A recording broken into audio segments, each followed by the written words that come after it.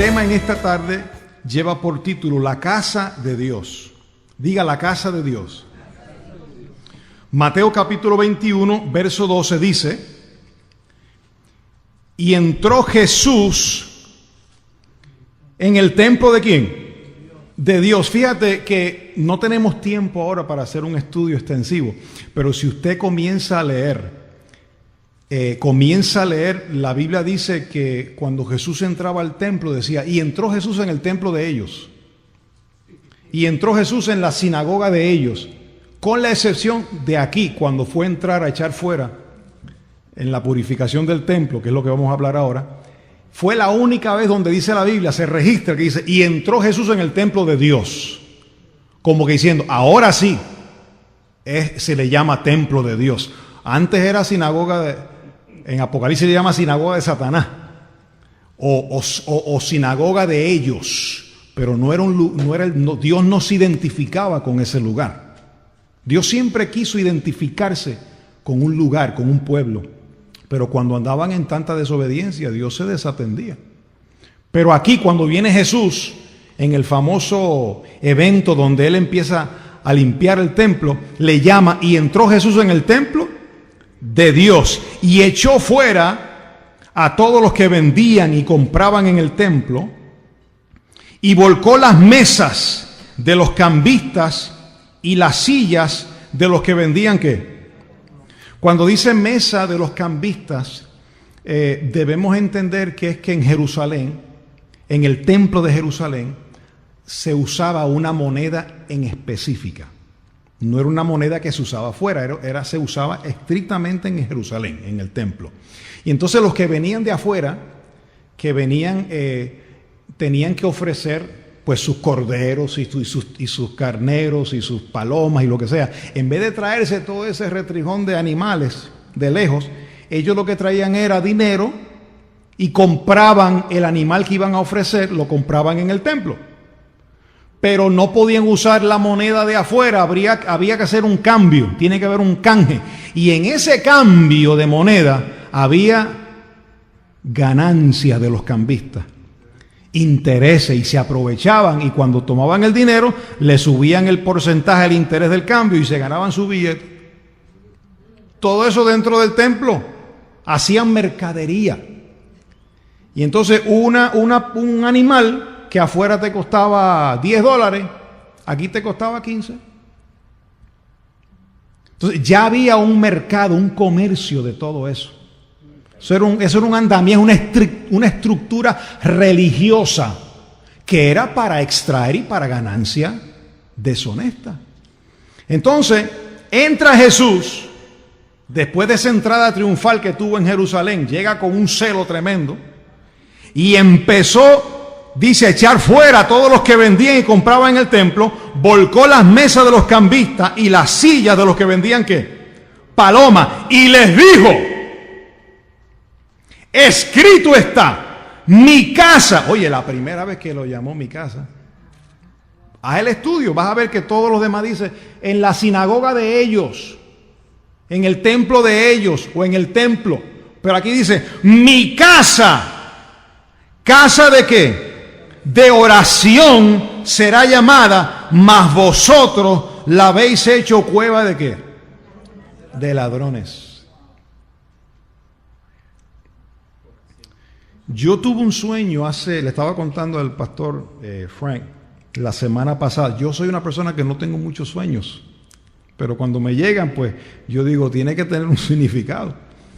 Yo tuve un sueño donde yo me encontraba en Centroamérica, me parece haber estado en Guatemala, y había una congregación muy grande, pero era una congregación que estaba llena de negocios, llena de mercadería. Por aquí había un grupo vendiendo algo, allá había un grupo vendiendo otra cosa, allá había otro tomando un seminario, haciendo fila para venderle cosas, y todo era un comercio dentro de la iglesia. Y yo decía, pero ¿dónde está la palabra? Y no había palabra. Entonces los pastores estaban muy ocupados, pero era atendiendo los negocios que habían dentro del ministerio. Y cuando yo despierto del sueño, yo digo, Señor, ¿qué es esto? Yo diría que eran como las 4 de la mañana. Y entonces me fui a tener mi tiempo con el Señor. Y mientras estaba en esa comunión con Él, baja este tema que les estoy expresando hoy. Dios me muestra que lo que había era una mercadería. Entonces, la palabra que Dios me da para el ministerio, te exaltamos Dios hoy, es que entendamos lo que es la casa de Dios. Lo que es este ministerio, el propósito de este ministerio en estos tiempos. Y Jesús dice, mi casa, casa de oración será ¿qué? Será llamada, mas vosotros la habéis hecho cueva de ladrones. Ahora, vamos a ver que esto que expresó Jesús, cuando Jesús dice, mi casa, casa de oración será llamada, ya eso venía profetizado.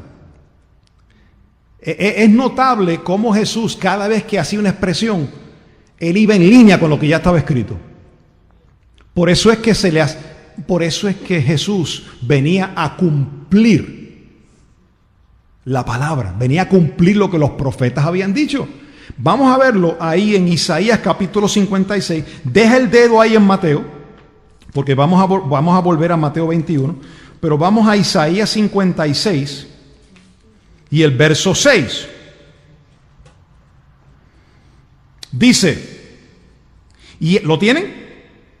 56, Isaías 56, verso 6. Y a los hijos de los extranjeros que sigan al Señor para servirle. Debemos entender primero que los extranjeros, los que no eran israelitas, tenían derecho de poder entrar en los atrios del templo siempre y cuando obedecieran al pacto, siempre y cuando obedecieran la palabra y las ordenanzas. Se aceptaba que un extranjero o un siervo o un criado o un hijo de extranjero pudiera tener comunión y congregarse, pero tenía que ser en las afueras del templo, en el atrio. Entonces, por eso es que dice el verso 6, y a los hijos de los extranjeros que sigan al Señor para servirle, y que amen el nombre del Señor para ser su siervo, a todos los que guarden el día de reposo para no profanarlo y abracen mi pacto, yo los llevaré a mi santo monte y los recrearé en mi ¿qué? ¿Cómo le llama? En mi casa de oración. Sus holocaustos y sus sacrificios serán aceptos sobre mi altar, porque mi casa será llamada ¿qué? Casa de oración para todos los pueblos. Ya desde aquí el Espíritu empieza a profetizar de que no es solo el pueblo de Israel, sino que el Señor viene para todos los pueblos. Por eso se le abrió apertura aún a los extranjeros, dando a entender que los gentiles también tenían acceso. Entonces, cuando viene Jesucristo, que se encuentra con este revolú, esta mercadería dentro del templo, y dice, espérate, esto no es el propósito de esta casa. Mi casa, dice Jesús, será llamada casa de oración para todas las naciones. Mas vosotros la habéis hecho cueva de ¿qué? Cueva de ladrones. Y esa expresión de Jesús decir cueva de ladrones también es bíblica. También fue profetizada. Vamos a verlo en Jeremías capítulo 7. Jeremías capítulo 7 y el verso 3.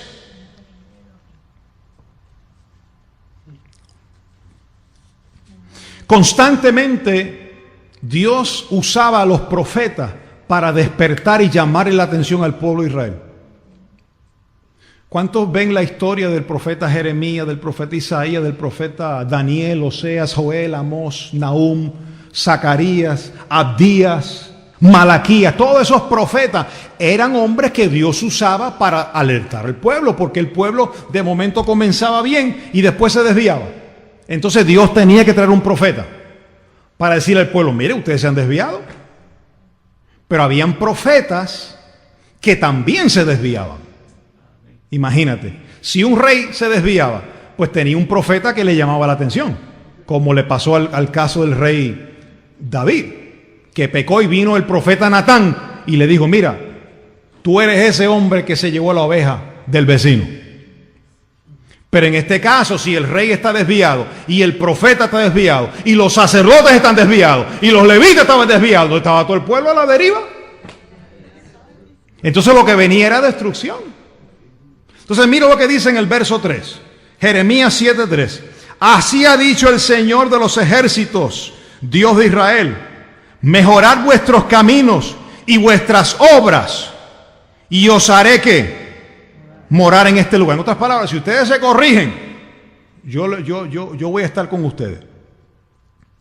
Verso 4. No fiéis en palabras de mentira, diciendo: templo del Señor, templo del Señor, templo del Señor es esto. Porque ellos se jactaban, este es el templo de Dios, pero ellos no obedecían a Dios. Entonces la palabra profética del Señor a través de los instrumentos, no digan que esto es templo de Dios, no digan templo, no se jacten de eso. Verso 5, porque si mejorareis cumplidamente vuestros caminos y vuestras obras, si con verdad hiciereis justicia entre el hombre y su prójimo, y no oprimiereis al extranjero, al huérfano, mira lo que hacían, y a la viuda, ni en este lugar derramaréis la sangre inocente, ni anduviereis en pos de dioses ajenos para mal vuestro, os haré morar en este lugar. En otras palabras, si dejan de hacer esto, los voy a bendecir aquí, en la tierra que di a vuestros padres para siempre.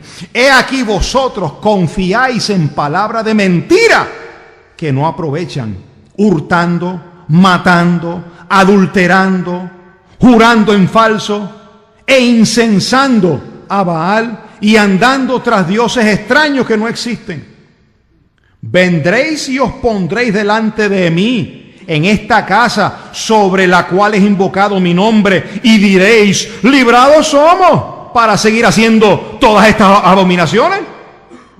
Verso 11. ¿Es cueva de qué?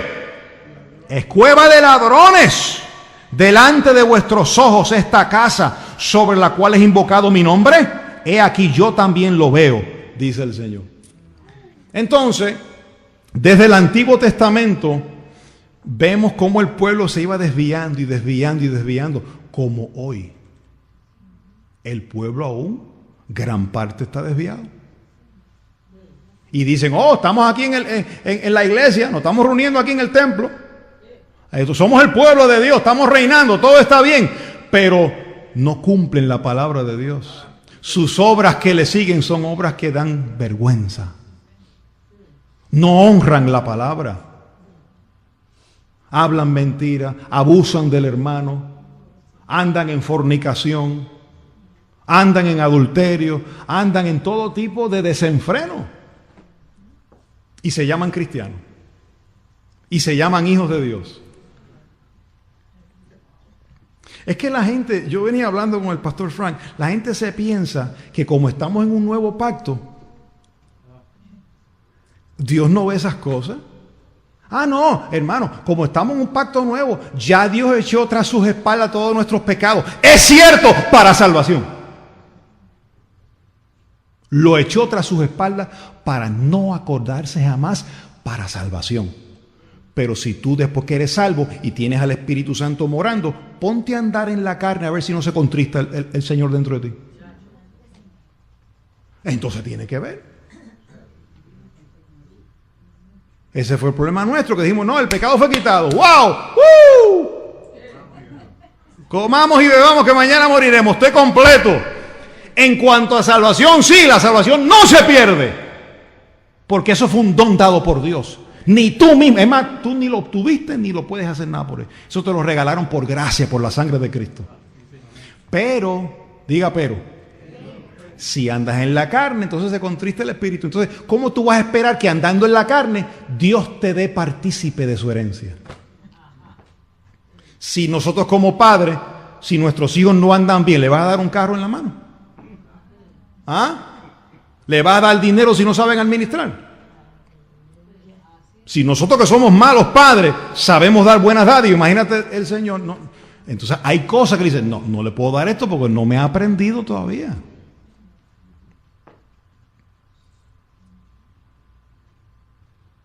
Vamos a volver a Mateo capítulo 21. Gloria a Dios. Verso 13, 21:13.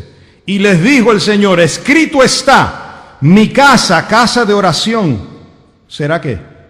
¿Casa de qué? Tú sabes que hay iglesias que ya no oran. Y cuando oran es una oración de esa, sí, microwave, está bueno eso. Sí, o una confesión, o una liturgia, una rogativa y ya, se acabó. No, mi casa, dice el Señor, es casa de qué? De oración, de comunión. Y hay gente que no les gusta orar. No, es que ahí oran mucho. Pero es que mi casa será llamada casa de oración. Mas vosotros la habéis hecho cueva de ladrones. Dice el verso 14, y vinieron a él en el templo, ¿quiénes? Ciegos y cojos, y los mandó que se fueran. Los sanó, pero los principales sacerdotes y los escribas, viendo las maravillas que hacía, y a los muchachos aclamando en el templo y diciendo, ¡Hosana! ¿Qué decían? ¡Hosana al hijo de David! Se indignaron y le dijeron, ¿oye lo que estos dicen? Y Jesús le dijo, sí. ¿Nunca leísteis de la boca de los niños y de los que amaban, perfeccionaste la alabanza? Y dejándolo salió fuera de la ciudad a Betania y posó allí. Hay 4 características que yo quiero mostrarte en estos 4 versos que muestran lo que es la casa de Dios. Vamos a verlo el primero, ahí mismo. Yo no sé si lo pusimos, ahí está. Gracias, la dice. 4 características de la casa de Dios. En la casa de Dios tienen que haber por lo menos 4 cosas. Número 1, ¿qué? La palabra, míralo ahí en el verso 13. Y les dijo, ponme el verso 13, 21:13. ¿Qué les dijo?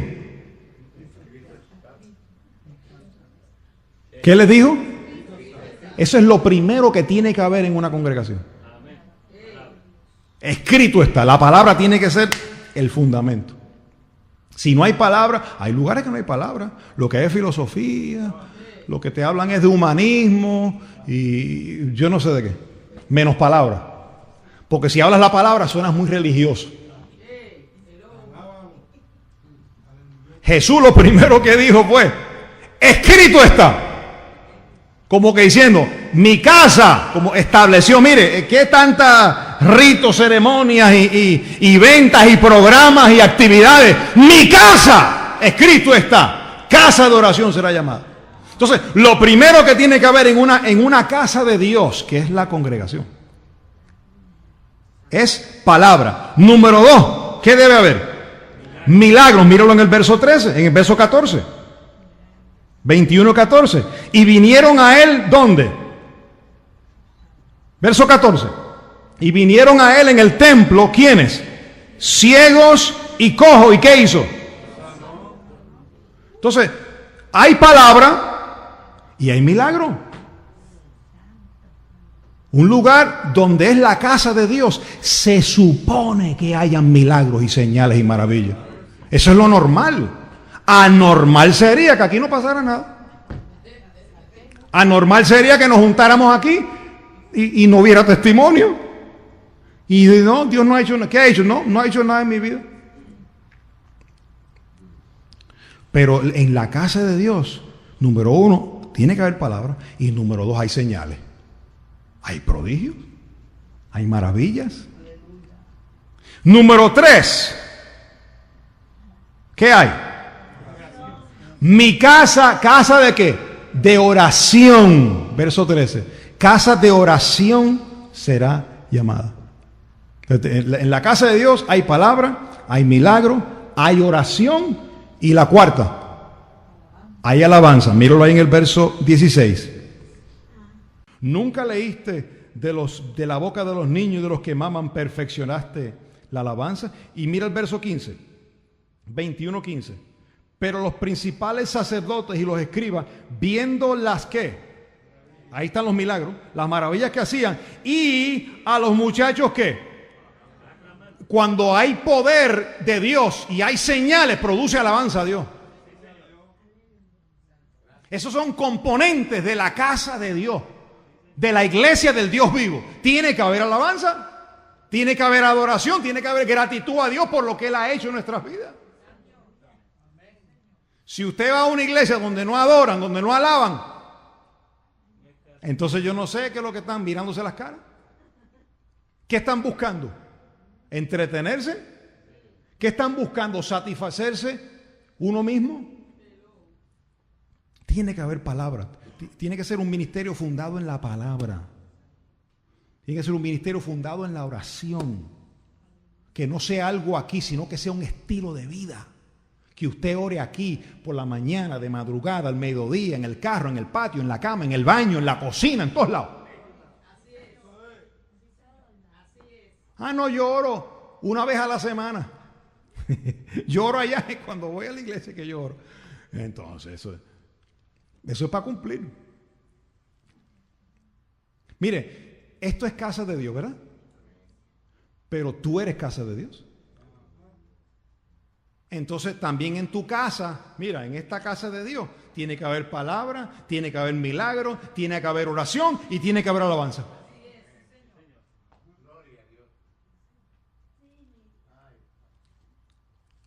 Vamos a Génesis 28.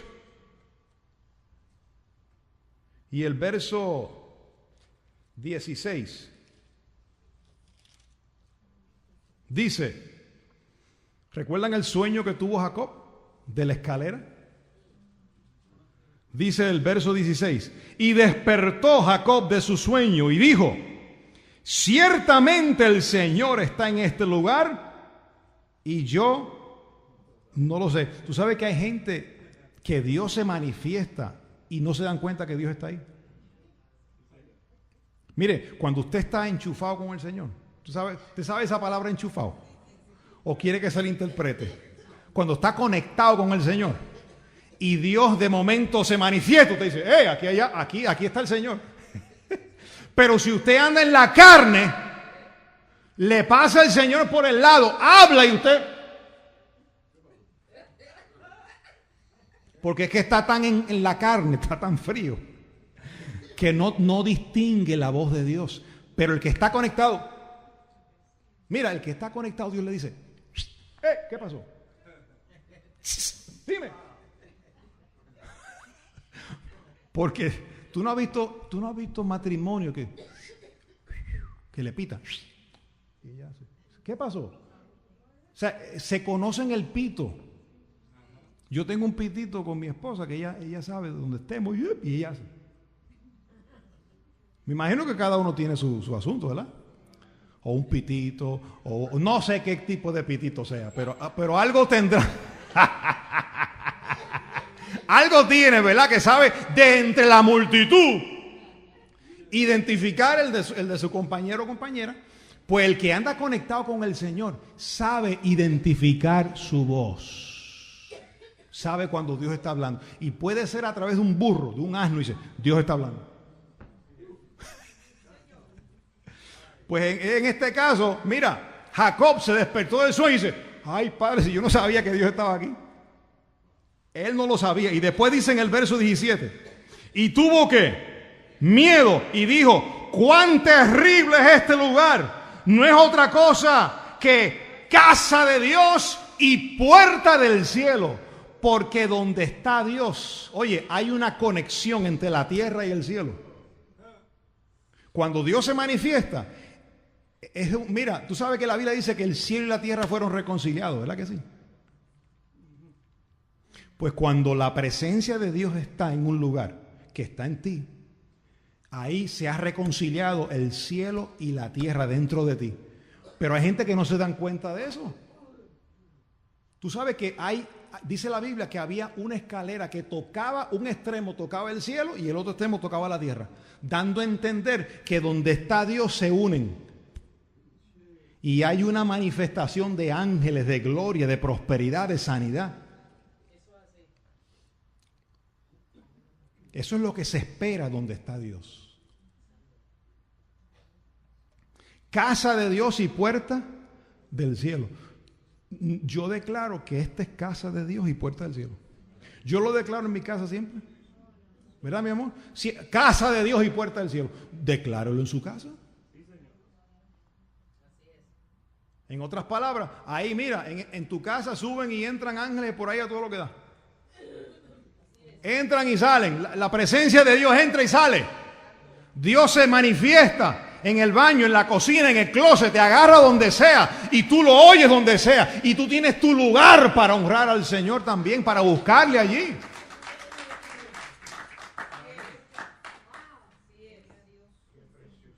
Primera carta a Timoteo. Mira lo que Pablo también habla sobre esto. Primera carta a Timoteo, capítulo 3.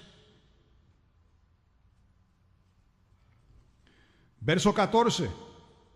Pablo le dice al joven Timoteo: esto te escribo, aunque tengo la esperanza de ir pronto a verte, para que si tardo, sepas cómo conducirte. ¿Dónde? ¿En dónde? En la casa de Dios, oye, coma, que es la iglesia del Dios viviente, coma, columna y baluarte de la verdad. Ahora, cuando él dice esto, mira el verso 14, esto te escribo. ¿Qué es lo que escribo? Lo que acaba de escribir en el verso 3, en el capítulo 3, no hay tiempo para leerlo todo, pero te habla de los requisitos. ¿Tú quieres obispado? Buena cosa anhela, pero es necesario que el obispo sea irreprensible. Y empieza, mira, hasta los diáconos, que el diaconado tiene que tener unos requisitos, porque cualquiera no puede servir. Hello. Mire, en el antiguo pacto, los que eran escogidos para ser sacerdotes y levitas tenían que pasar por un proceso de limpieza y de descontaminación. Ellos no podían tocar las cosas sagradas así. En este pacto nosotros ya hemos sido santificados. Pero imagínense que yo me parara aquí a ministrar borracho.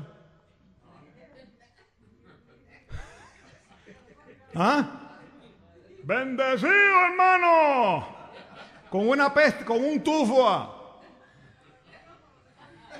¿Ah? O habiendo la noche anterior pasado la noche de rumba y aquí vengo a ministrar la palabra del Señor. O llego aquí a predicar sin estar en intimidad con el Señor. O sea, ¿cómo yo pudiera predicar? Porque yo conozco la letra. Pero yo no necesito, o sea, yo no quiero comunicar letra. Yo quiero que el Espíritu de Dios sea quien edifique nuestros corazones y que la piedra rompa el corazón y que el martillo, que es la palabra de Dios, quebrante la piedra y hayan cambios en nuestros corazones y hayan convicciones de Dios. Pues si usted lee con calma el capítulo 3, te dice los requisitos de un pastor y los requisitos de un diácono.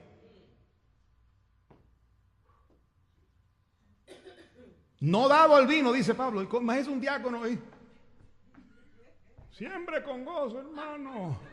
Y todo borracho. O con dos mujeres. ¿Ah? Por favor. Mira, oye, es que estas cosas hay que decirle, hermano. Pablo dice, estas cosas yo les escribo, Timoteo, para que tú sepas cómo conducirte en la casa de Dios. En la casa de Dios no se puede hacer cualquier cosa. Y hermano, no estamos discriminando, todos estamos bendecidos, pero para servir en el reino, no cualquiera puede ministrar. ¿Cuál era el problema en el Antiguo Testamento? Que ministraba cualquiera.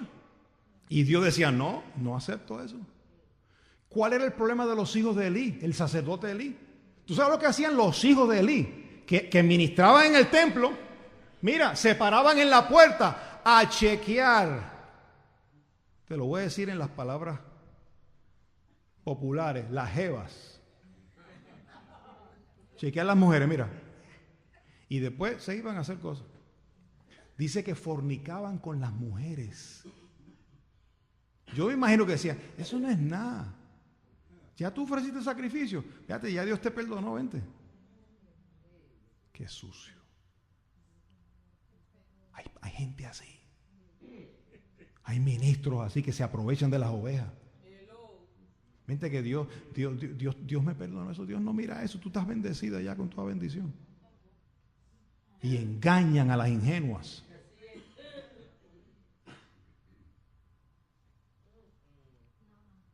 No, pastores, que eso no se puede decir porque estamos en gracia. Alguien tiene que decirlo. Precisamente porque estamos en gracia.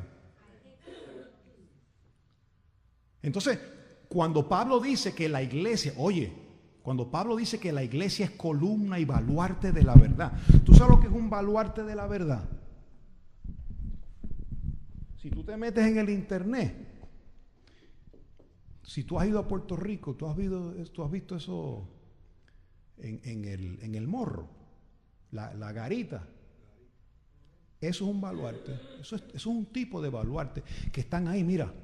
Eso lo hacían para que los españoles se metían a ver qué enemigo venía. Y se venía un barco y por ahí viene un barco inglés.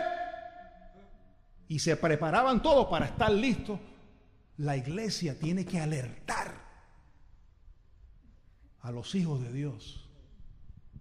¿Tú sabes cuál era el problema de estos profetas en el Antiguo Testamento? Los que andaban en desobediencia. Que decían, todo está bien, hermano. Todo está bien. Y todo el mundo adulterando, fornicando, en idolatría con tatuajes y ídolos todos metidos. No, todo está bien. Buscando la siembrita del hermano. No, porque si le digo que está mal, me deja de sembrar. Tengo que decirle que todo está bien. Y hay pastores así que no se atreven a decir la verdad. Porque están y dicen gracias. No, ok, estamos en gracia, hermano, pero se requiere de los que están en gracia, vidas transformadas. Así es.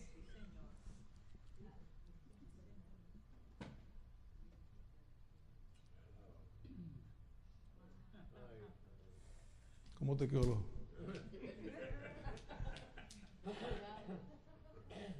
Mire, Pablo decía, oren por mí, para que al abrir mi boca me sea dada palabra con denuedo. Porque hay que tener denuedo para decir estas cosas. Si estás en la carne no vas a tener denuedo para decirlo. Y si yo anduviera en una vida doble, ¿con qué cara? Yo voy a decirte esto. ¿Tú sabes lo que yo haría si tuviera una vida, no lo recibo, pero una persona que tuviera una vida doble, lo que da es que le da vuelta. Y dice, vamos al otro verso. Eso después lo hablamos. Bueno, eso fue en ese tiempo, tú sabes que allá sí, los diáconos y les da bien que pero aquí ya estamos en otro pacto. Y le suaviza la cosa. Y así enseñan a sus hijos, no, tranquilo, todo está bien. No. En el antiguo pacto se requería unas instrucciones, una santidad. Cualquiera no podía hacer las cosas. No, era un orden específico. Pues en este pacto igual. Pablo dice, para que sepas cómo conducirte. Es más, aquí habla hasta de las ancianas, de las mujeres diáconos, todo eso. Es un consejo, porque es que si usted dice que usted cree en Jesucristo, pues tiene que verse en su vida. Imagínate que usted tenga un vecino, bueno, ahí viven los bendecidos viven ahí, pero eso por las noches, olvídate, eso es un despilfarro ahí. Ahí entran a las 3 de la mañana y salen. Entonces, ¿qué testimonio?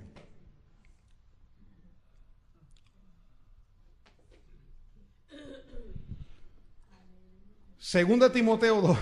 Y qué silencio, ¿no? Segunda Timoteo 2. Perdón, segunda de Pedro. Segunda de Pedro 2, verso 1. Pero hubo también falsos profetas. ¿Hubo qué? Estamos hablando de esos falsos profetas del Antiguo Testamento. Pero hubo también falsos profetas entre el pueblo, como habrá entre vosotros falsos maestros. Ahora lo trae al presente. Que introducirán encubiertamente herejías destructoras y aún negarán al Señor que los rescató, atrayendo sobre sí mismo destrucción repentina. Y muchos seguirán sus disoluciones, por causa de los cuales el camino de la verdad será ¿qué? Pastor, ¿y por qué usted dice eso? Porque yo lo viví. Yo sé de lo que le estoy hablando. Y por avaricia harán mercadería de vosotros con palabras fingidas. Sobre los tales ya de largo tiempo la condenación no se tarda y su perdición no se duerme. Primera de Timoteo 6:3. Primera de Timoteo 6:3. Si alguno enseña otra cosa y no se conforma a las sanas palabras de nuestro Señor Jesucristo y a la doctrina que es conforme a la piedad, está envanecido, nada sabe, delira acerca de cuestiones y contiendas de palabras de las cuales nacen envidias, pleitos, blasfemias, malas sospechas, disputas necias de hombres corruptos de entendimiento, privados de la verdad, que toman la piedad como fuente de ganancia. Apártate de los tales. Y quiero terminar con segunda carta a Timoteo, capítulo 2, verso 19. Pero el fundamento de Dios está ¿qué? Firme, teniendo este sello: conoce el Señor a los que son suyos, y sigan en iniquidad todo aquel que invoca el nombre de Cristo. ¿Qué dice tu Biblia? Diga, apártate. Pero en una casa grande, aquí está la casa de Dios. En una casa grande no solamente hay utensilios de oro y de plata, sino también de madera y de barro. Unos son para usos honrosos y otros para usos viles. Así que si alguno se limpia de estas cosas, nuevo pacto, esto es Paulino, hello. ¿Estamos entendiendo lo que el Espíritu quiere decirnos hoy? ¿Estamos llamados a limpiarnos o no? Digo, yo estoy bendecido, en espíritu estoy perfecto, pero tengo un cuerpo que contiene la ley del pecado. Entonces yo tengo que llevar cautivo. Yo tengo que hacer morir. Yo tengo que abstenerme de las obras de la carne. Yo debo conocer las maquinaciones de este cuerpo. Entonces aquí dice, si alguno se limpia de estas cosas, será instrumento ¿qué? Para honra, santificado, útil al Señor y dispuesto para toda buena obra. Este ministerio Te Exaltamos, Dios, si usted no se ha dado cuenta, Dios lo ha levantado para predicar una palabra de gracia saludable, una palabra de gracia sana, que produzca cambio en la vida de nosotros. Sí, estamos completos, sí estamos bendecidos, sí la salvación es eterna, no se pierde, estamos predestinados, el pecado fue quitado, el diablo fue destruido, estamos sentados con Cristo en los lugares celestiales, todo está bien, pero también se me llama a caminar en santidad. Se me llama a hacer morir las obras de la carne. Se nos llama a honrar nuestro matrimonio. Se nos llama a caminar en dominio propio, en testimonio, para que cuando ven vuestras buenas obras, glorifiquen a Dios que está en los cielos. Y yo declaro que el ministerio Te Exaltamos, Dios, es una casa de oración. ¿Cuántos lo reciben así?